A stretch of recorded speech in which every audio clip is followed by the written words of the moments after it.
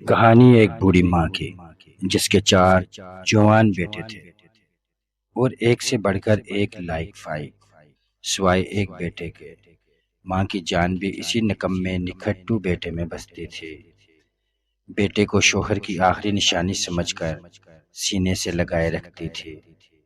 ماں کا بس نہیں چلتا کہ وہ بیٹے کو ہر وقت اپنی آنکھوں کے سامنے رکھ لیتی۔ ماں کی ممتا جتنا تڑپتی بیٹا اتنا ہی دور ہوتا گیا۔ لاڈ پیار میں بیٹا وہ بن گیا جو پورے خاندان میں کوئی نہ تھا۔ سرگٹ نوشی کرنے والا، جوا کھیلنے والا، غلط دوستوں کی صحبت میں بیٹھنے والا، سب بیٹے پڑھ لکھ کر گاؤں سے رخصت ہوئے۔ ماں کو ساتھ لے جانے کا اصرار کرتے رہے مگر ماں اس بیٹے کے لیے وہیں رک گئی۔ وہ بیٹا بھی جو کہیں دن کہیں راتیں گھر چہرہ نہ دکھاتا۔ ماں کو ایک دن تو حد ہی کر دی۔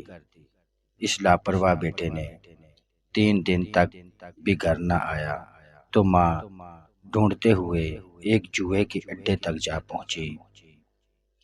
بیٹے کو نشے کی حالت میں پایا اور غمزدہ ہو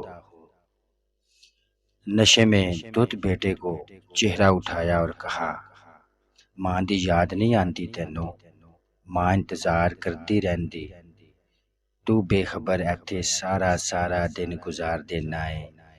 مینوں اینا تنگ نہ کر پترا، ایک دن آوے گا میں چلی جاواں گی تے تو انتظار دی سولی چڑھ جاویں گا۔ اس بیٹے کو کوئی فرق نہ پڑا۔ دن گزرے، ہفتے گزرے، مہینے بھی گزر گئے اور اس گھر میں ایک قیامت برپا ہوئی۔ انتظار کرنے والی ماں کی آنکھیں بند ہونے لگی۔ بیٹے کے دیدار کو کتنے ہفتے گزر گئے مگر کوئی خبر بتانے والا نہ ملا۔ کچھ لمحوں میں اس لاپرواہ کی ماں نے آخری سانسیں لیں اور حال کے حقیقی سے جا ملی۔ گاؤں میں خبر پھیلی، شہر تک بیٹوں تک پہنچی، سب آ گئے، وہ بخت نہ پہنچا۔ کچھ دیر کر کے سب ہی جنازے سے وقت لیتے رہے۔ بائی کو اس ماں کے بیٹے کو ڈھونڈنے کو سارا گاؤں نکلا مگر وہ کہیں نہ ملا۔ پھر وہ وقت بھی آن پہنچا کہ اس ماں کو دفنا دیا گیا اور کچھ گھنٹے بعد وہ بیٹا گھر داخل ہوا۔ آج کچھ خاص بات تھی کہ وہ نشے میں نہیں تھا۔ ماں کی جگہ سب کو دیکھ کر وہ بے چین ہوا۔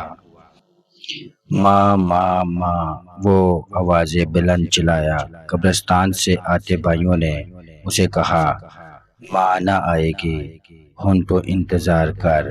وہ ننگے پاؤں بھاگا قبرستان، ماں ماں کہتا اپنی ماں کی قبر ڈھونڈنے لگا۔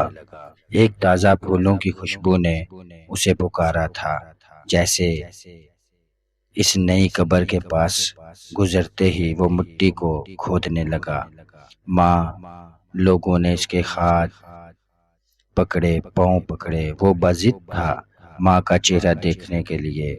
وہ رویا، تڑپا، چلایا مگر ایک نہ چلی۔